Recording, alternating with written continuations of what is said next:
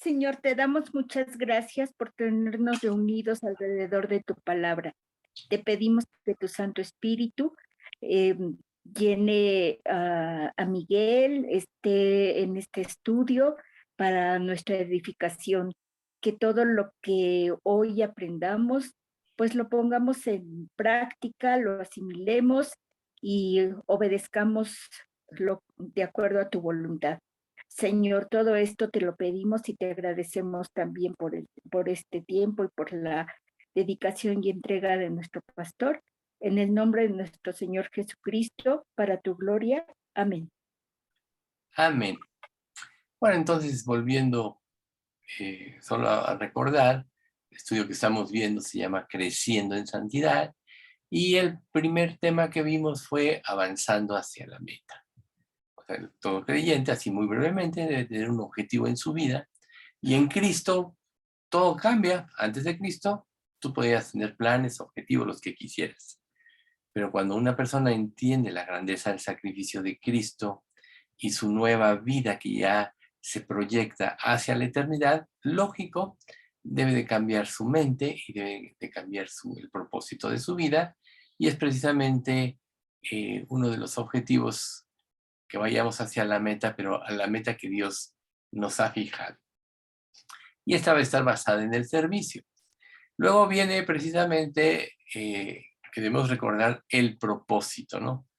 Que ahí fue donde no terminamos la vez pasada, solo para, brevemente para meternos en el tema. Estábamos hablando de la creación y la creación cada día fue progresiva, cada día tuvo su acción de Dios y llegamos al sexto día donde Dios crea al hombre. Entonces decíamos que muchos ya se quedan aquí basados en el sexto día y muchos que no quieren reconocer a Dios, a su creación, pues actúan de acuerdo a la emancipación del hombre por el hombre. Se desvían del propósito de sus vidas. Recuerden que Dios nos crió para su gloria.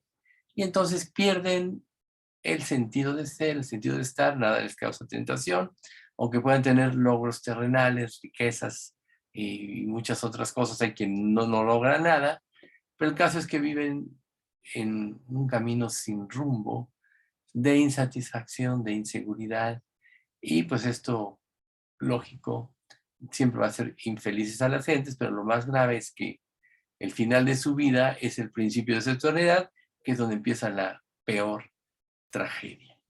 Entonces, Dios quiere que, sobre todo ya teniendo una relación con Cristo, ya habiéndole conocido y hechos sus hijos, entonces nosotros debemos de perfilar hacia el séptimo día, que es precisamente donde Dios descansó de sus obras y donde nosotros podemos reposar de todas sus obras. O sea, Dios todo lo hizo para su gloria y si nosotros en nuestra mente y en nuestro corazón armonizamos nuestra vida con los objetivos de Dios plasmados en las múltiples páginas de la Biblia, que es conforme vamos asimilando el propósito para nuestra vida, entonces nosotros vamos a tener un sentido en nuestra vida y un propósito que va a trascender sobre la eternidad. Entonces, nosotros no podemos quedarnos en la vida antigua, sino tenemos que saber que ya somos hechos hijos de Dios y que como hijos de Dios ya tenemos un nuevo proyecto de vida y debemos enfocarnos en esto. Entonces, uno de los últimos pasajes que leímos, el último que leímos, fue Colosenses 1:16, que dice: porque en él fueron creadas todas las cosas, las que hay en los cielos y las que hay en la tierra, visibles e invisibles, sean tronos, dominios, sean principados, sean potestades, todo fue creado por medio de él y para él. Y obviamente esto incluye a las personas que al crear Dios al ser humano, que es prácticamente, podríamos decir, la obra maestra de su creación, también lo creó para su gloria. Pero los atributos que le dio, precisamente, se los dio, a diferencia de cualquier otro ser creado, la razón, la capacidad de decisión, etcétera, que ese es precisamente donde nosotros que debemos crecer a su semejanza, que es lo que vamos a ver a continuación. Entonces, ser hecho a la semejanza de Dios no significa que Dios que va a ser en función de su cuerpo y sus manos. Recuerden que Juan 4:24 dice que Dios es espíritu y los que le adoran en espíritu y en verdad es necesario que adoren. Aún, por ejemplo, nuestro Señor Jesucristo, cuando se hizo hombre, vino a este mundo, tomó un cuerpo humano, pero realmente Él no es de esa manera.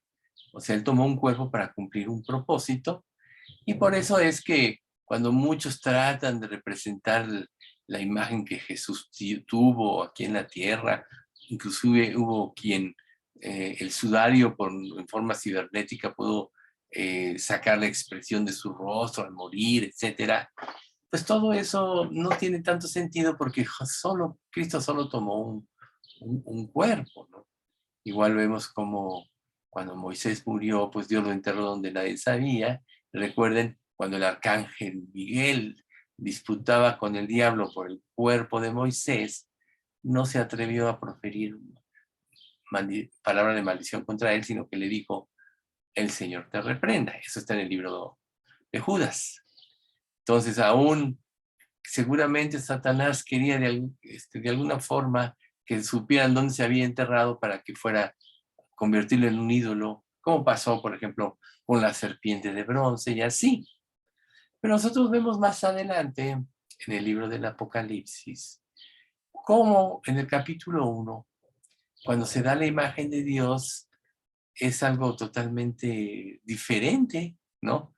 Su pelo como blanca lana, sus ojos como llama de fuego, de su boca salía una espada aguda de 2 filos, ¿no? Su rostro y su cuerpo como de bronce bruñido, refulgente.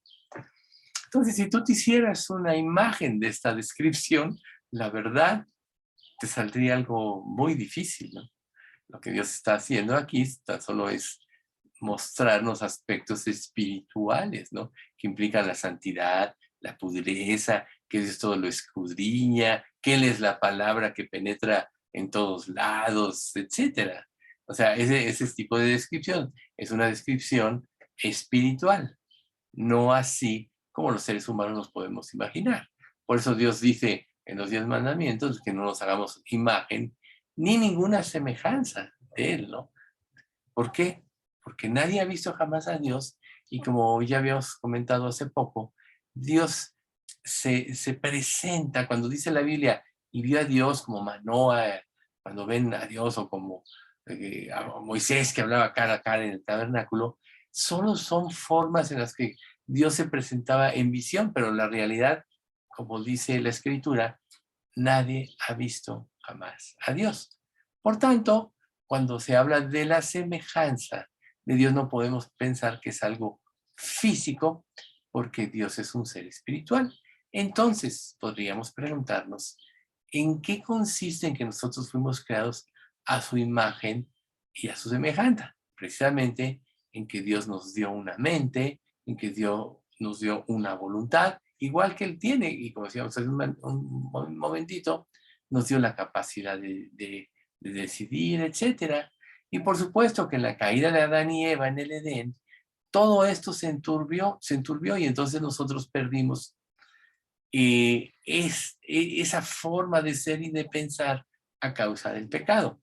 Pero cuando viene Cristo en el tiempo previsto por Dios y cumple todo lo que Dios decía y triunfa sobre el pecado y asciende al cielo y se abren las puertas al cielo, podríamos decir, y entonces viene la salvación y nosotros ya nacemos de nuevo. Entonces ya en el nacer de nuevo Dios nos da un nuevo espíritu, como sabemos, Dios nos da un corazón sensible a su voz y a su voluntad.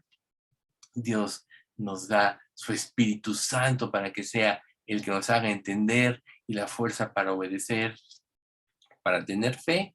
Y a final de cuentas también nos da, como se dice en 2 Corintios, nos da la mente de Cristo.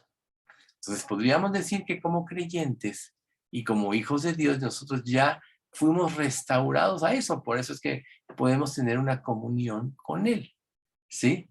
Y claro, en esta vida, aún antes de ser una persona regenerada, también tiene una mente y una voluntad y puede cumplir metas, puede replicar cosas, puede reflejar cosas aparte de sí mismo, tiene esa situación de poder crear esa iniciativa, ¿no?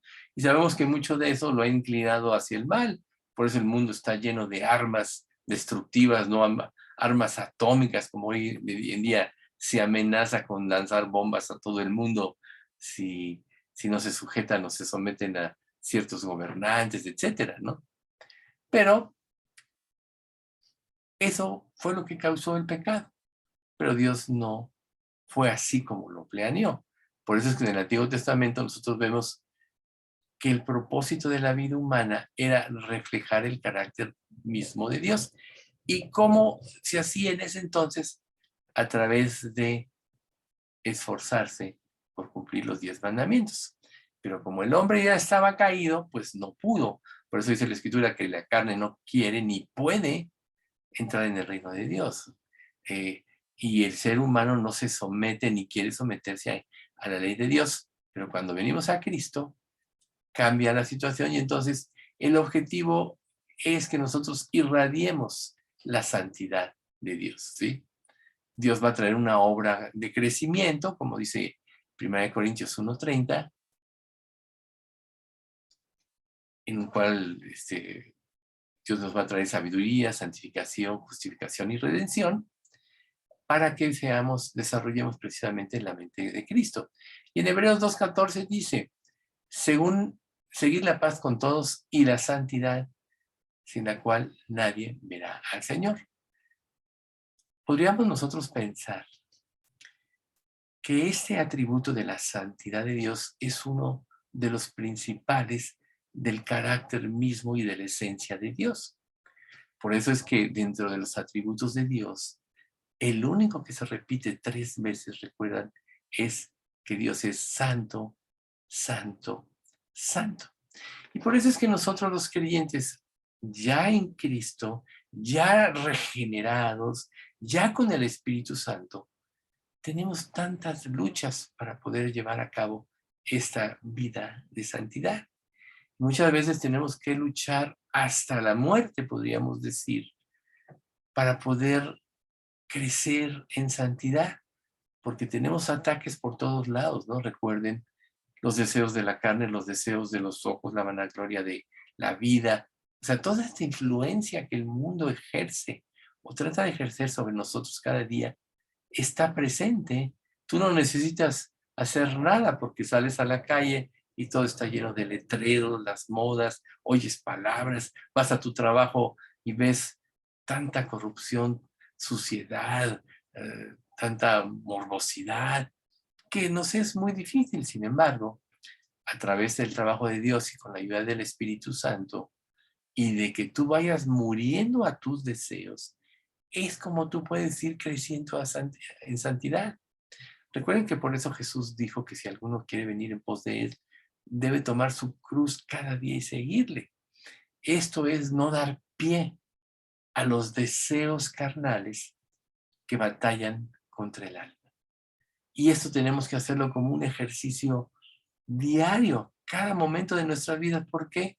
Porque el pecado acecha, porque el pecado está a las puertas.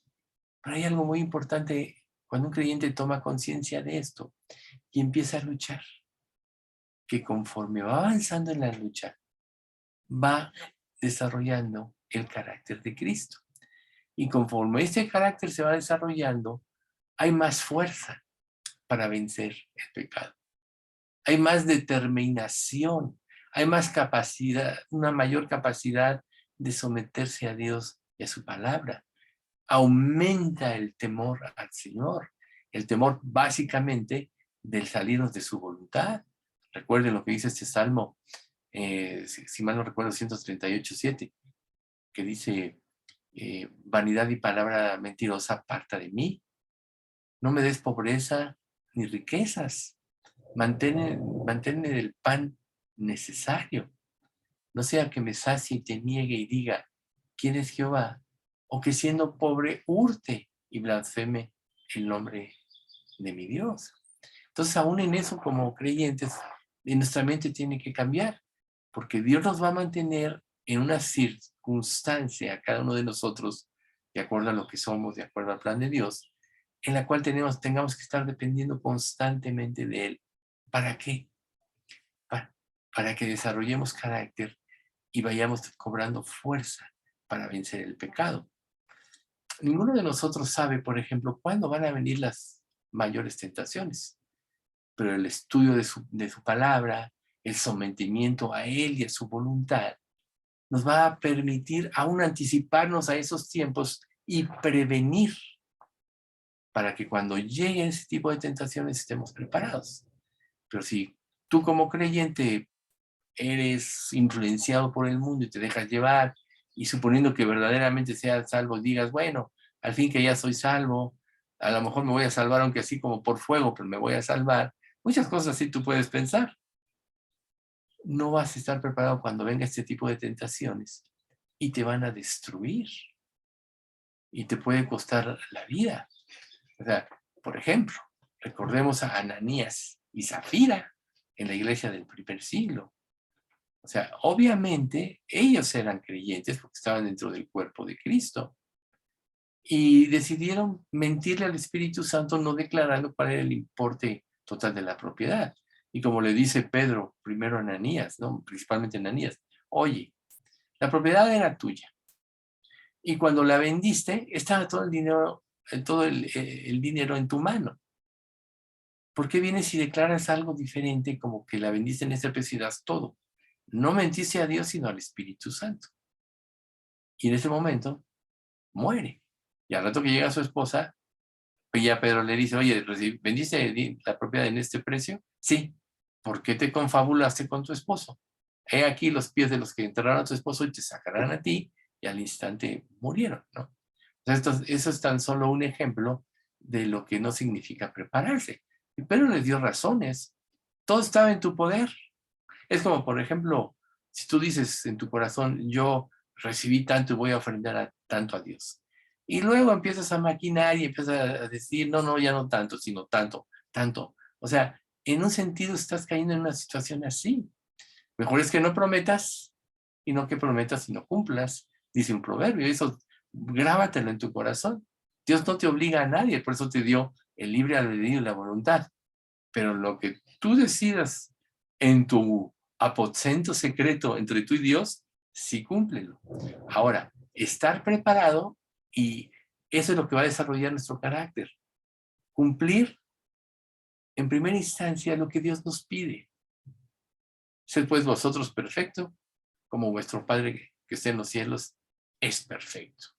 Eso es el final de la oración de Jesús que le enseñó a sus discípulos del Padre Nuestro, ¿no? Sed vosotros perfectos, como vuestro Padre que está en los cielos es perfecto.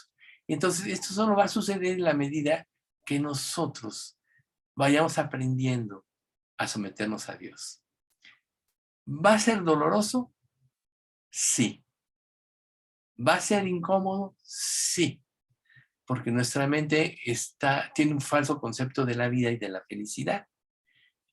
Y la mayoría de las veces, para que nosotros podamos hacer la voluntad de Dios o nos podamos mantener en santificación, implica una negación constante de lo que queremos, de lo que deseamos.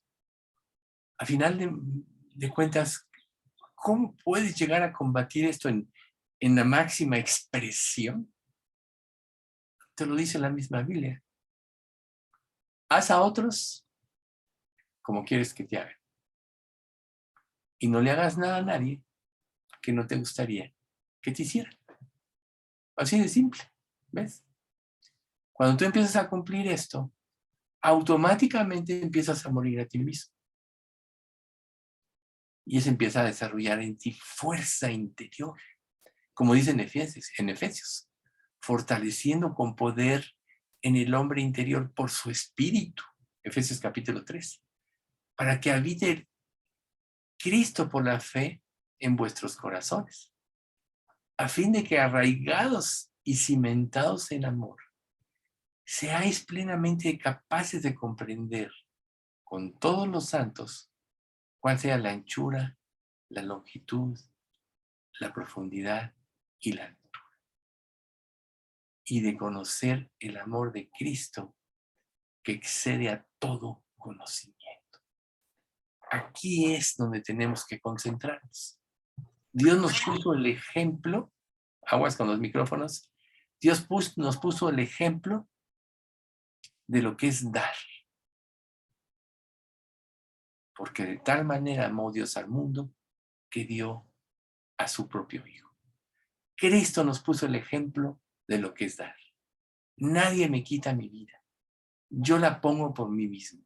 Tengo poder de darla y tengo poder de volverla a tomar. O sea que aún Cristo voluntariamente vino a este mundo a dar su vida, ¿no?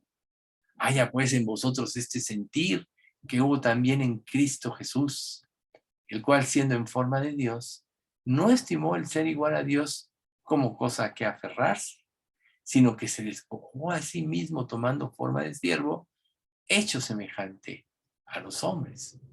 Y estando en la condición de hombre, se humilló a sí mismo, haciéndose obediente hasta la muerte y muerte de cruz. ¿Ves? O sea, haya en vosotros este sentir que hubo en él. ¿Cómo puedes afianzar este pensamiento en ti? Te podrás preguntar. De esta manera. Dios renunció a ser Dios y se hizo hombre, como acabamos de ver. Y Él dio todo por ti. Al darte, al llamarte, ¿no? Ninguno puede venir a mí si el Padre que me envió no le trajere. Al llamarte, convencerte de justicia, de pecado y de juicio a través del Espíritu Santo y salvarte, darte el arrepentimiento y la fe, como dice Efesios 2:8-9, por gracia sois salvos por medio de la fe, y esto no de vosotros, pues es don de Dios.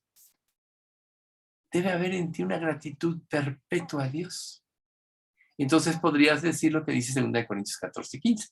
El amor de Cristo nos constriñe, pensando esto, que si uno murió por todos, luego todos murieron. Y por todos, y por todos murió para que los que viven ya no vivan para sí, sino para aquel que resucitó, que murió y resucitó por ellos. Esta es la forma. Creer en el amor de Cristo, como dice Efesios 3, que excede a todo conocimiento, y tener tal gratitud que ya no vivas para ti. Y eso te va a dar fuerza para no dar lugar al pecado, para no dar el paso al diablo. Por supuesto que vas a seguir teniendo tentaciones, por supuesto que vas a seguir teniendo ataques mentales, todo eso. Pero en la medida que tú disciplines tu mente y lo orientes a Dios y a sus promesas y a lo que Él hizo por ti, te va a llevar a la gratitud. Y la gratitud te va a permitir humillarte en contra de Él. ¿Qué pasa cuando alguien te hace un favor a ti? Un favor inmerecido. Cuando te lo hacen, sea quien sea, produce en ti gratitud y respeto hacia la persona, ¿a poco no? Y muchas veces lo ves y no dejas de darle gracias por lo que hizo por ti. Si humanamente podemos hacer esto, ¿cuánto más por Dios que nos dio todas las cosas a través de su Hijo? Y todo esto tiene mucho que ver en el proceso de santificación. Tenemos que aprender a negarnos a nosotros mismos. Tenemos que morir a nuestros deseos, a nuestras expectativas y ser obedientes aunque no entendamos. Ejemplo, cuando Dios le pide que sacrifique a Abraham a su hijo Isaac. Yo sé que este ejemplo lo acabamos de poner hace poco, pero es muy ilustrativo. ¿Por qué? Porque Moisés tuvo que luchar camino de 3 días al monte donde iba a sacrificar a su hijo, al monte Moría. y en su pensamiento, así como tú luchas contra el pecado, muchas veces puedes dejar hasta de dormir porque están las ideas rondando en tu mente. Concluyó, ni me puedo escapar de Dios, ni lo voy a desafiar, y al final de cuentas, y esto lo dice Hebreos capítulo 11, pensó en sí mismo, Dios es poderoso para levantar de los muertos a mi hijo Isaac. Si Dios prometió que en mi hijo iba a venir el Mesías y me iba a dar descendencia, y ahora me pide a su hijo, es poderoso para levantarlo de los muertos. ¿Y qué sucedió? Que cuando ya no hubo duda en su corazón y estuvo dispuesto a sacrificarlo, un ángel le dijo, detente. Y estaba el sustituto, que es Cristo, un símil de Cristo, ¿no? El cordero trabado en la zarza. Y recuerden, se los dije la otra vez, ese lugar es donde Cristo padeció, ese mismo lugar. Entonces, de ahí, él se afianzó más en el poder de Dios, pero tuvo que morir. Hay cosas que son valiosas para nosotros en la vida. Y a veces no estamos dispuestos a morir o no queremos morir. A lo mejor hasta nos gratificamos sufriendo por algo. Pero ¿sabes una cosa? Morir significa entregar a Dios. Y entregar a Dios significa poner en las mejores manos nuestro destino y nuestro futuro. ¿Cuánto más cuando hay tentaciones en nuestra vida o formas de vida a las que tenemos que renunciar, que no aprovechan ni libran, ¿no? Como Dios le dijo al rey Saúl, no os apartéis en pos de vanidades que no aprovechan ni libran, porque son vanidades. Porque Jehová ha querido haceros pueblo suyo por su santo nombre. No os apartéis en pos de vanidades que no aprovechan ni libran, no te van a hacer felices, no te van a dar satisfacción.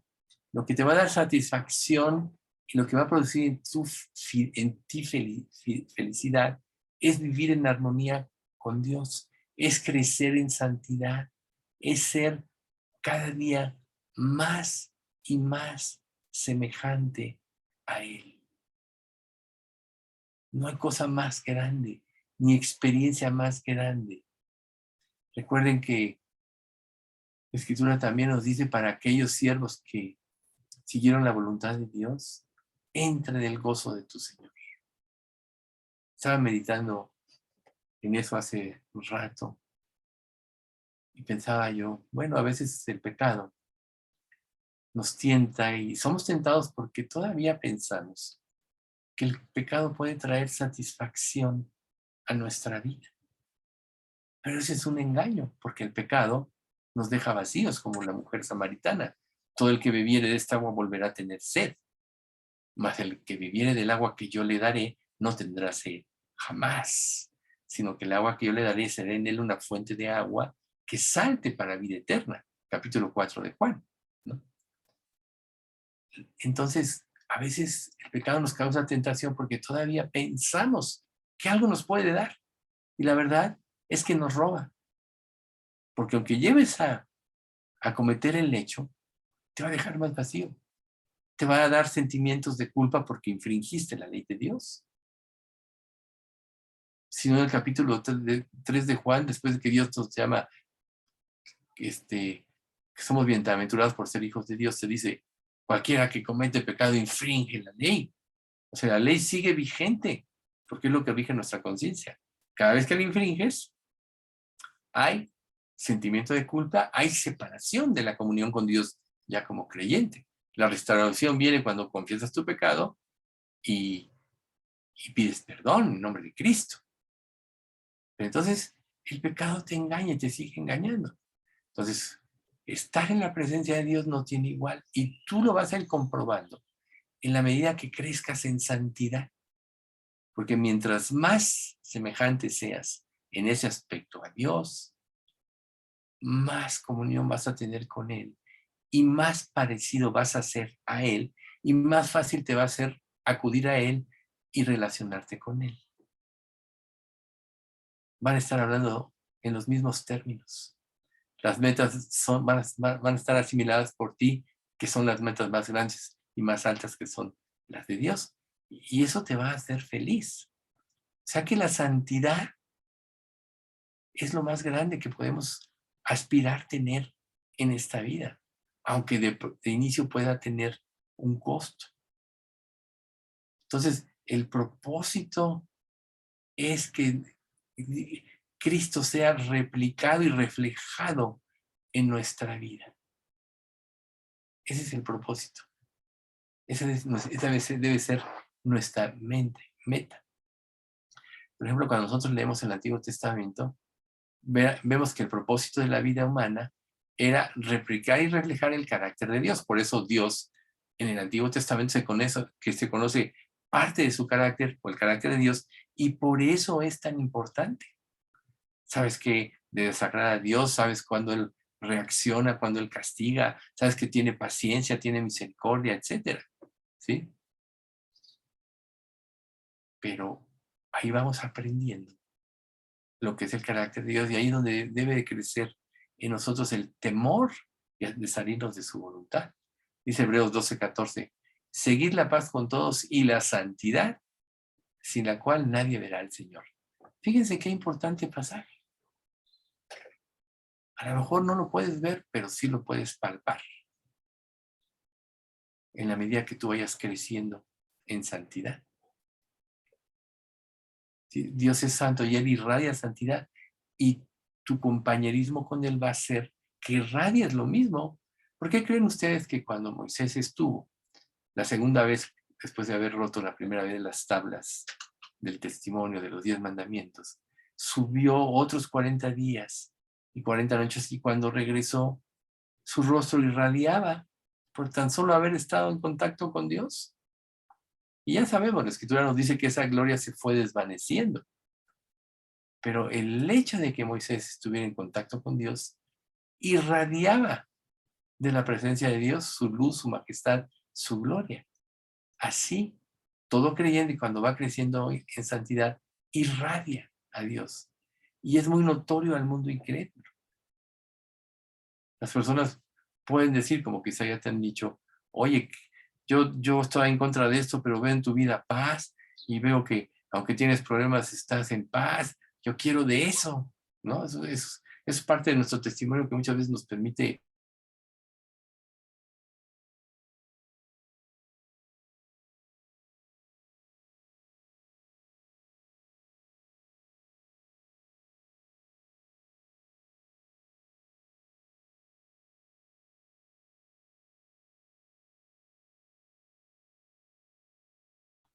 Se fue Miguel, ¿verdad? Sí,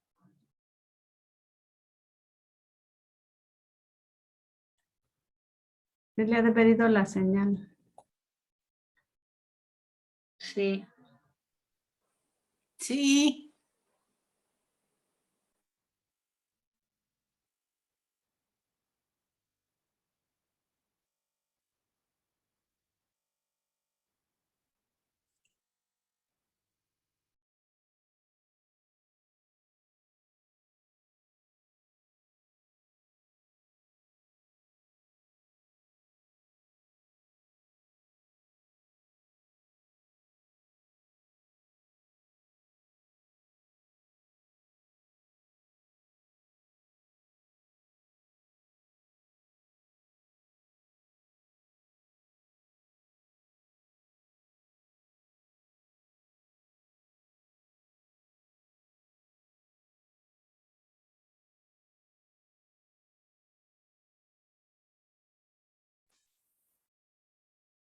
Y listo.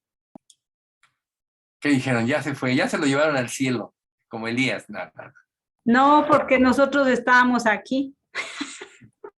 Ah, bueno, muy buena respuesta. No, cambié el internet, lo puse el de mi teléfono porque de repente se murió, no sé por qué. Pero bueno, y así es, ya estamos aquí otra vez. Entonces, estaba en eso, ¿no? Sí leyeron el último pasaje, sí lo oyeron. Sed santos escrito está, sed santos porque yo soy santo. ¿Sí oyeron esto? Bueno, Eso fue lo último. No, Miguel, no se alcanzó a No, escuchar. Miguel, no oímos Ok. el... Fuimos hechos para glorificar a Dios, ¿no? O sea, estamos diciendo, nosotros debemos de pensar que en la redención nosotros tenemos que avanzar al cumplimiento del plan de Dios para nuestras vidas y este cumplimiento es la consumación del propósito mismo de Dios en la creación, que es que le demos gloria. ¿Eso sí lo oyeron? Bien. Entonces, Dios exige a su pueblo, que es donde yo creo que ya se cortó, como dice 1 Pedro 1:16, porque escrito está, sed santos, porque yo soy santo. Pero se dan cuenta que esto toma el orden de un mandamiento. Sed santos porque yo soy santo. Es un mandamiento. ¿Se lo dice al mundo incrédulo? Pues no, porque el mundo incrédulo no puede, aunque quiera. Se lo dice a aquellos que hemos nacido de nuevo, que hemos sido investidos del poder de lo alto porque el Espíritu Santo mora en nuestros corazones, porque Él es la fuerza para, ¿qué? Porque Él es quien nos da la fuerza para obedecer y seguir a Dios. Es el Espíritu Santo el que hace esto. Y entonces se torna en un mandamiento, pero para nosotros ya sabemos que los mandamientos, la única manera de cumplirlos realmente es en el amor. Recuerden que dice en Gálatas 5, ¿no? Porque en Cristo Jesús ni la circuncisión vale algo, ni la incircuncisión, sino la fe que obra por el amor. Es precisamente el amor a Dios lo que nos va a dar la motivación para vivir en santidad y la motivación para depender cada día, la fuerza para morir. Por ejemplo, hablando de la santidad de Dios, Levítico 11, 44 y 45 nos dice, porque yo soy Jehová vuestro Dios. Vosotros, por tanto, os santificaréis y seréis santos, porque yo soy santo. Así que no contaminéis vuestras personas con ningún animal que se arrastre sobre la tierra, porque yo soy Jehová, que os hago subir de la tierra de Egipto para ser vuestro Dios.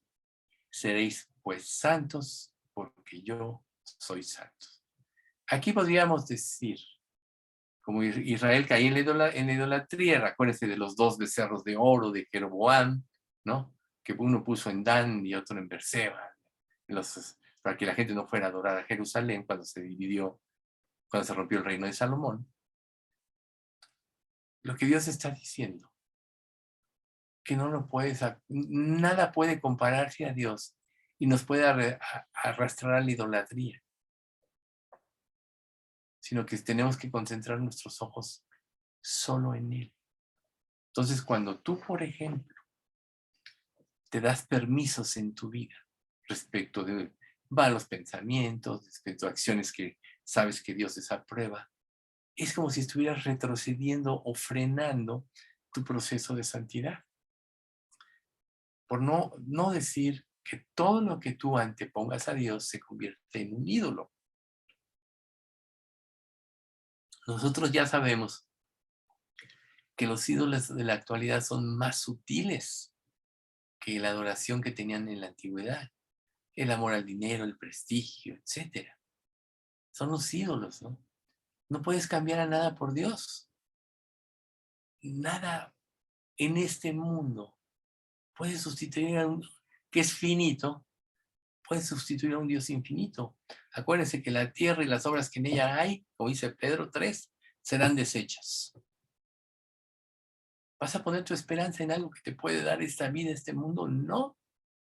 Por no decir que Dios todo lo hizo para su gloria, y aún sin el pecado Dios lo hizo para que lo disfrutaras, y aún dentro de que la humanidad, de que esta tierra está sujeta a maldición y la creación está sujeta a maldición, cuando vienes a Cristo, Dios te devuelve la capacidad de disfrutar porque te quita el efecto de la esclavitud del pecado y te quita muchas veces la malicia. Y entonces es ahí donde tú puedes empezar a disfrutar. Pero lo más importante no es disfrutar de lo creado, sino del Creador. Podríamos decir que tú puedes disfrutar de lo creado cuando tienes una relación perfecta con tu Creador. Si tú no tienes una relación perfecta con tu Creador, no puedes disfrutar de lo creado, porque todo esto va a implicar, una relación imperfecta implica que hay pecado todavía que arreglar, aunque Dios ya te perdonó todo, pero tienes tendencias en tu vida. Por tanto, cada pecado, cada hecho permitido que Dios desaprueba, reitero, produce mala conciencia. Por tanto, todo aquello que aunque tú lo obtengas fuera de la voluntad de Dios, no lo puedes disfrutar porque te genera mala conciencia. Es mejor morir que tener y no disfrutar.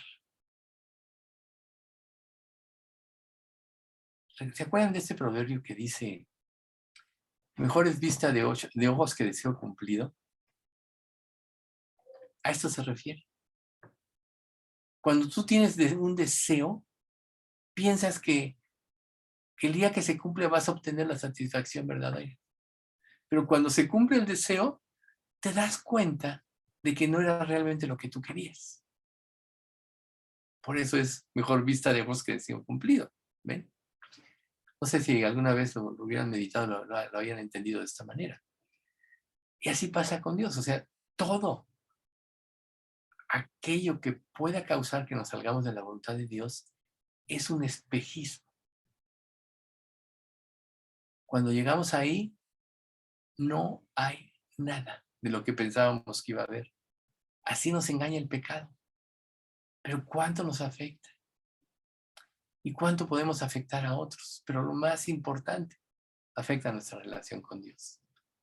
De llevar una vida de santidad y ser cada día más parecido a Cristo, le da una esperanza a nuestra familia, a nuestros compañeros de trabajo, a la gente con la que tratamos. Cuando perdemos esta visión, le roba la esperanza a nuestra familia, porque estamos manifestando un falso Cristo. Por eso es que la meta de todo creyente debe ser crecer en santidad, ser cada día más parecido a Cristo. Y reitero, eso no se va a lograr si no tomas tu cruz cada día. ¿Vas a luchar? Sí. Muchas veces vas a luchar a muerte, sí, como le pasó a Abraham con el sacrificio de Isaac.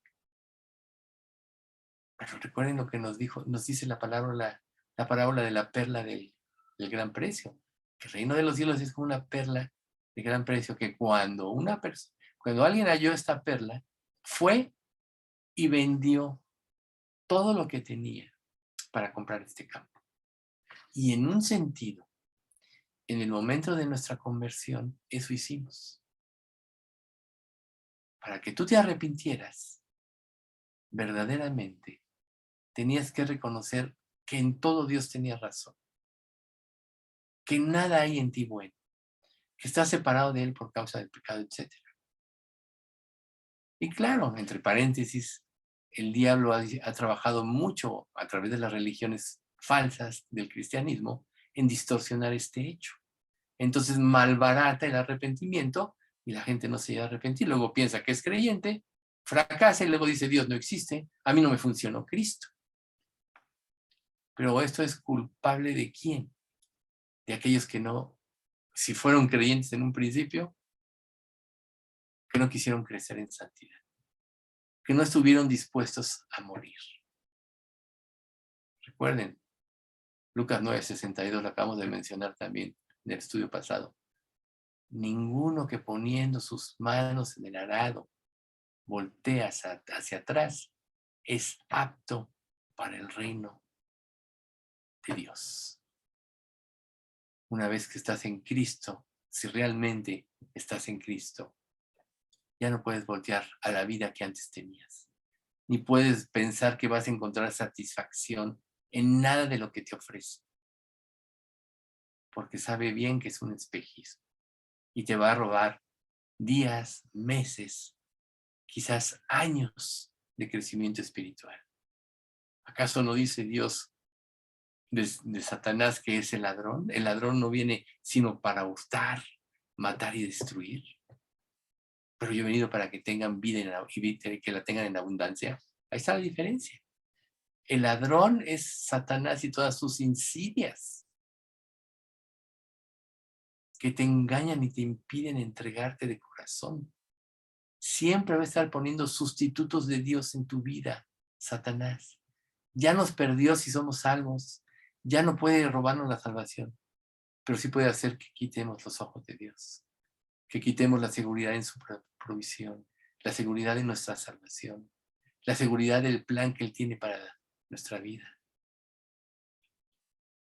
Entonces, por eso es que Dios nos dio, volviendo al día de reposo, una señal trascendente que trasciende a toda la creación, que es precisamente el día de reposo, por lo que se llama en el Antiguo Testamento el Shabbat. Por tanto, cada día de reposo, cuando acudimos a buscar a Dios, tenemos que tener en el pensamiento que Dios existe y está a nuestro alrededor. Entonces tú debes de preguntarte, ¿cuál es el descanso que tu corazón realmente anhela? Nunca vas a hallar el descanso si no reposas en Dios. Nunca lo vas a hallar. Por eso Jesús dijo, venid a mí, todos los que estáis trabajados y cansados, y yo os haré descansar. Solo en Cristo podemos hallar ese reposo, y solo ese reposo es lo que nos va a dar la paz. Y va a eliminar la intranquilidad, la incertidumbre, el miedo, el temor al futuro, la falta de provisión de Dios, el que Dios deje de ser fiel con nosotros. Si nosotros realmente llegamos a este día de reposo, a este momento de reposo, vamos a obtener verdadera paz. ¿Por qué? Porque le veremos tal cual Él es. Dice Job 19 del 25 al 27. Yo sé que mi Redentor vive y al fin se levantará sobre el polvo.